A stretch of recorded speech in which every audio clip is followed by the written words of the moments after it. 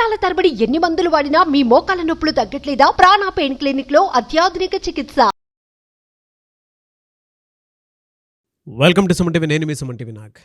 చాలామంది భార్యాభర్తలకు వచ్చేటప్పటికి మనం చూస్తే కొన్నిసార్లు చిన్న చిన్న వాటికే గొడవలు పడుతున్నారేంటి అనుకునేటువంటి ఆలోచన వస్తుంది మనకి, అంటే మన కంటి ముందు కనిపించి. బట్ దాని వెనక ఎన్నో సంవత్సరాల నుంచి, ఎన్నో రోజుల నుంచి నిద్రలేని రాత్రులు కావచ్చు, కోపతాపాలు కావచ్చు, ఇరిటేషన్ కావచ్చు, ఆ రిలేషన్షిప్ మీద ఉండేటువంటి ఆ బాధ్యత ఏదైతే ఉందో అది బరువుగా అనిపించడం వల్ల కావచ్చు. కొంతమంది అంటే భార్య ఏం చేస్తుంది అని అంటే తాళిబొట్టు విసిరి కొట్టేస్తుంది మొహం మీద. దాన్ని అదునుగా తీసుకొని భర్త తాళిబొట్టు విసిరి కొడతావా అని చెప్పి నేను విడాకులు అప్లై చేస్తానని చెప్పేసి వెళ్తూ ఉంటారు కొంతమంది, అడ్వాంటేజ్ తీసుకుని సిచ్యువేషన్ని. అది ఎంతవరకు కరెక్ట్ అనేటువంటిది ఈరోజు మనతో పాటు హైకోర్టు అడ్వకేట్ రవీంద్రనాథ్ గారు ఉన్నారు. వారి మాట్లాడాలని తెలుసుకుందాం. Hello sir. హాయ్ అండి నాగరాజ్ గారు. వైఫ్ అండ్ హస్బెండ్ రిలేషన్షిప్లో గొడవ వచ్చినప్పుడు భార్యని కొంతమంది అడ్వాంటేజ్ తీసుకొని తాళిబొట్టు విసిరి కొట్టగానే మొహం మీద దాన్ని పెద్ద సీన్ చేసేసి గొడవ చేసి నా మనోవేదనది, నా మనోభావాలు దెబ్బతిన్నాయి, పద కోర్టుకి వెళ్దాము, విడాకులు తీసుకుందాం అని చెప్పేసి గగ్గులు పెడుతూ ఉంటారు కొంతమంది. అటువంటి వాటికి విడాకులు వస్తాయా? హిందూ మ్యారేజ్ యాక్ట్ దీనికి ఏం చెప్తోంది? తాలిబొట్టు విసిరి కొట్టడం వల్ల విడాకులు మంజూరు అవుతాయా? ఇది మీ సూటి ప్రశ్న నాగరాజ్ గారు. అయితే తాలిబొట్టు విసిరి కొట్టడం అన్నటువంటి ఏదైతే కాన్సెప్ట్, అసలు తాలిబొట్టు ఏంటి అంటే ఒక భార్యాభర్తల మధ్య ఒక వైవాహిక సంబంధం జరిగింది అనడానికి గుర్తు తాలిబొట్టు. మత సంప్రదాయం కావచ్చు, ఒక కస్టమ్స్, ఇట్స్ ఒక ట్రెడిషనల్ కస్టమ్స్ అది. అయితే ఒక్కొక్క సంప్రదాయంలో ఒక రకంగా ఉంటుంది. ఇక్కడ తాలిబొట్టు కేవలం విసిరి కొట్టడం వల్ల విడాకులు మంజూరు చేసుకోవచ్చా అన్న విషయం మీద మెడ్రాస్ హైకోర్టు ఒక ఇన్ఫర్మేషన్ కూడా ఇవ్వడం జరిగింది. 2011 అనుకుంటాను, ఐ థింక్ ఒక సైటేషన్ జరిగింది. వల్లభి వర్సెస్ ఎస్ఎస్ రాజా సబాహ. ఈ కేసులో ఒక విషయం జరిగింది. అక్కడ భార్య ఏం చేసిందంటే తన మంగళసూత్రాన్ని తీసుకొచ్చి తన లాకర్లో పెట్టేసింది. తను వేసుకోవట్లా, ఇద్దరు కలిసి ఉన్నారు, పిల్లలు కూడా ఉన్నారు, లైఫ్ స్టైల్ మెయింటైన్ చేస్తున్నారు. కానీ ఆమె మెడలో మంగళసూత్రం లేకపోవడం వల్ల తను చాలా ఈ మానసిక మనోవేదనకు గురయ్యాను అని చెప్పి భర్త విడాకులు కోరుకోవడం జరిగింది. ఆ సందర్భంలో ఒక సైటేషన్, మద్రాస్ హైకోర్టు ఒక సైటేషన్ చెప్తూ, భార్య మెడలో కేవలం ఒక మంగళసూత్రం లేకపోయినంత మాత్రాన మీ ఇద్దరి మధ్య వైవాహిక సంబంధం లేదు అని చెప్పడం తగదు. ఎన్నో కారణాలు ఉంటాయి. ఎందుకు ధరించకపోవడం అనడానికి ఒక కారణం చెప్పలేం, రకరకాల కారణాలు ఉంటాయి. కాబట్టి ఈ కేసులో ఏం చెప్పడం జరిగిందంటే, మీ ఇద్దరి మధ్య వైవాహిక సంబంధం ఉందా లేదని తెలియడానికి కొన్ని కారణాలు తీసుకోండి. ఆయన ఏం చెప్పాడు ఇక్కడ, క్రూయాలిటీ అన్నటువంటి ఒక వర్డ్ వాడడం జరిగింది. ఆమె తను క్రూయల్గా వ్యవహరించి తన యొక్క నేను ఏదైతే మ్యారేజ్లో చేసినటువంటి నా యొక్క తాలిబొట్టును ఆవిడ లాకర్లో పెట్టి నా మీద చాలా కేర్లెస్గా వ్యవహరిస్తుంది కాబట్టి నాకు ఇప్పించమని చెప్పడం జరిగింది. ఈ విషయం మీద అప్పుడు మద్రాస్ హైకోర్టు ఏం చేశారంటే, దీన్ని కేవలం చూపిస్తూ కూడా మేము మంజూరు చేయడం తగదు, ఇది ఒక్కటే కారణం కాదు అని చెప్పి వాళ్ళ విడాకుల్ని క్యాన్సిల్ చేయడం కూడా జరిగింది 2011లో. ఇదే కేసు, ఇట్లాంటిది ఇంకొక కేసు కూడా రీసెంట్గా లాస్ట్ మంత్ మెడ్రాస్ హైకోర్టులో మరొక కేసు కూడా జరిగింది. అందులో ఏం చెప్పారంటే శివకుమార్ వర్సెస్ శ్రీవిద్య అని చెప్పి ఒక కేసు జరిగింది. అయితే ఇదే సేమ్ ఇష్యూ జరిగింది. ఆవిడేం చేసిందంటే అక్కడ భద్రంగా తీసుకెళ్ళి ఆ అమ్మాయి ఏం చేసిందంటే లాకర్లో పెట్టింది. కానీ లాకర్లో పెట్టలా. ఈవిడేం చేసిందంటే ఆర్గ్యుమెంట్ జరిగింది, గొడవ కూడా జరిగింది. ఈ తాలిబొట్టు తెంచి మొహం మీద గట్టిగా విసిరి కొట్టింది.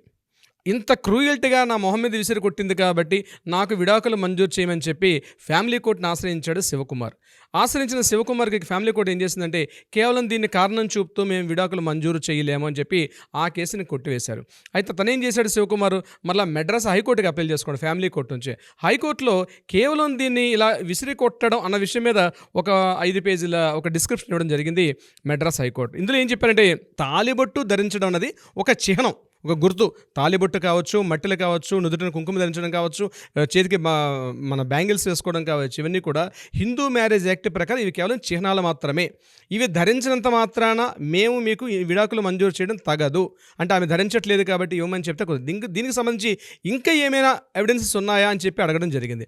అప్పుడు తను ఏం చేశాడంటే ఒక ఇంట్రెస్టింగ్ పాయింట్ మీకు తెలియపరుస్తుంది. So boring only it's true, మనకి నాట్ బోరింగ్. ప్రతి ఇంట్లో ప్రతి ఒక్కరూ కూర్చొని చూడాల్సినటువంటి వీడియో. అవునండి. అయితే భార్య ఏం చేసిందంటే అనుమానం అనేటువంటిది ఎప్పుడైతే భర్త మీద భార్యకు వస్తుందో తను ఏం చేస్తుందంటే ఇమ్మీడియట్గా భర్త మీద ఒక ఎంక్వైరీ పెడుతుంది. ముఖ్యంగా తను ఎక్కడైతే ఆఫీసులో పనిచేస్తుందో, ఇటీవల మనం కొన్ని కేసులు కూడా చూసాం, భర్త ఎక్కడైతే పనిచేస్తుండో ఆ ప్రదేశానికి వెళ్ళి బహిరంగంగా తిట్టడం, బహిరంగంగా 10 మంది వాళ్ళ కలీగ్స్ ముందు, వాడు ఫ్రెండ్స్ ముందు చాలా చీత్కరంగా అవమానకరంగా మాట్లాడడం, ఆ అవమానంతో కుంగిపోతాడు ముఖ్యంగా మగాడు.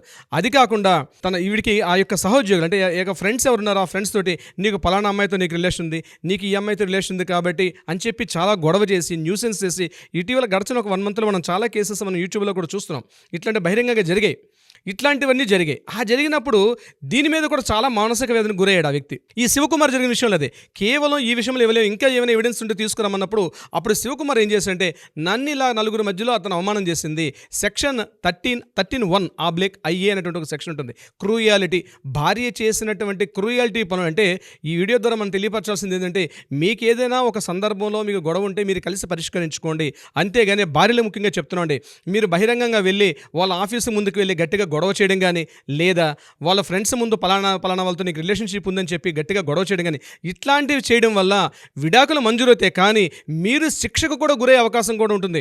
ఎందుకంటే ప్రతి వ్యక్తి కూడా స్వేచ్ఛగా స్వాతంత్రంగా మనం ఉండాల్సిన హక్కు ఒకటి ఉంది. కాబట్టి ఆర్టికల్ 21 ప్రకారం దానిని కోల్పోయే రోజు నాడు ఒకవేళ లేడీస్ ఇట్లాంటి బహిరంగ చర్యలకు పాల్పడడం వల్ల డెఫినెట్గా మీకు విడాకులు మంజూరు అన్నది పక్కన పెడితే, ముందుగా మీ మీద శిక్షలు కూడా వేసే అవకాశం ఉంటుంది. ముఖ్యంగా స్త్రీ సహోదరులకు మనం చెప్పేది ఒకటే. కాబట్టి ఇటువంటి చర్యలకు మాత్రం దుశ్చర్యలకు మాత్రం పాల్పడకండి.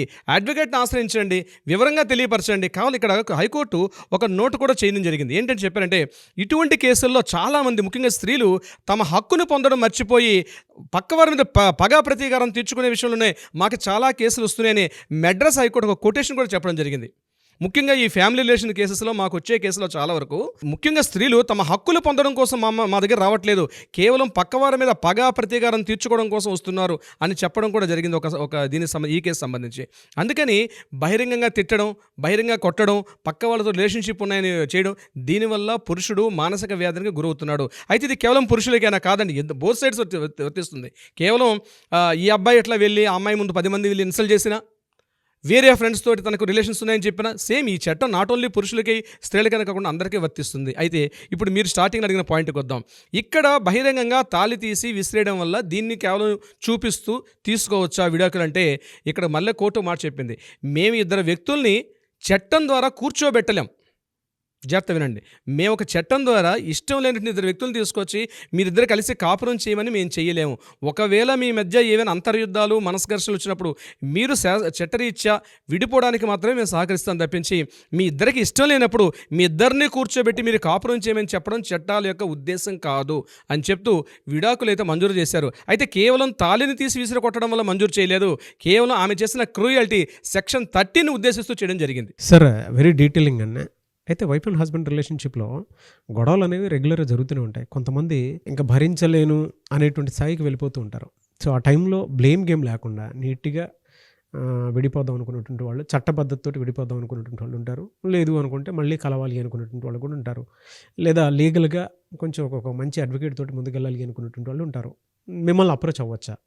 డెఫినెట్గా నాగరాజు గారు, ముఖ్యంగా ఇటువంటి కాంప్లికేషన్స్ తెచ్చుకోకుండా చట్ట ప్రకారంగా, న్యాయ ప్రకారంగా కలిసి ఉండాలనే కోరుకుందాం అందరం కూడా, ఎటువంటి ఘర్షణ వాతావరణం లేకుండా. కానీ ఒకరికొకరు నచ్చినప్పుడు, ఒకరినొకరు విభేదించుకున్నప్పుడు, ఒకరి మీద ఒకరికి అనుమానం పెరిగినప్పుడు, ఒకరినొకరు కలిసి ఉండలేం అనుకున్నటువంటి పరిస్థితి తారాస్థాయికి వచ్చిన సందర్భాల్లో గొడవలు పడకుండా, ఒకరి మీద ఒకరు ఘర్షణ వాతావరణం కలిగించుకోకుండా ఒక న్యాయవాదిని సంప్రదించడం, ముఖ్యంగా కిందకు స్క్రోల్ అవుతున్న నెంబర్ని కానీ కాంటాక్ట్ చేయగలిగితే డెఫినెట్గా మన లీగల్ టీం వాళ్ళకి అప్రోచ్ అవుతుంది.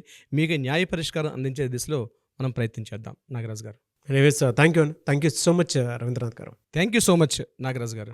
చూసారు కదండి వీడియో. ఈ వీడియోపై మీ అభిప్రాయాన్ని కమెంట్ బాక్స్లో పోస్ట్ చేయండి. ముఖ్యంగా మీరు కనుక రవీంద్రనాథ్ గారిని అప్రోచ్ అవ్వాలి అనుకుంటే, అంటే మీ కుటుంబానికి సంబంధించినటువంటి వాటిలో ఏదైనా సమస్యలు లేవనెత్తుతూ ఉంటే లీగల్గా దాన్ని మీరు ఫేస్ చేసి ముందుకు రావాలి అనుకున్నటువంటి ఎవరన్నా సరే, స్క్రీన్ మీద మీకు రవీంద్రనాథ్ గారి కాంటాక్ట్ నెంబర్ కనిపిస్తుంది. దానికి మీరు కాల్ ఆర్ మెసేజ్ వాట్సాప్ చేసినా సరే మీరు అపాయింట్మెంట్ తీసుకోవచ్చు.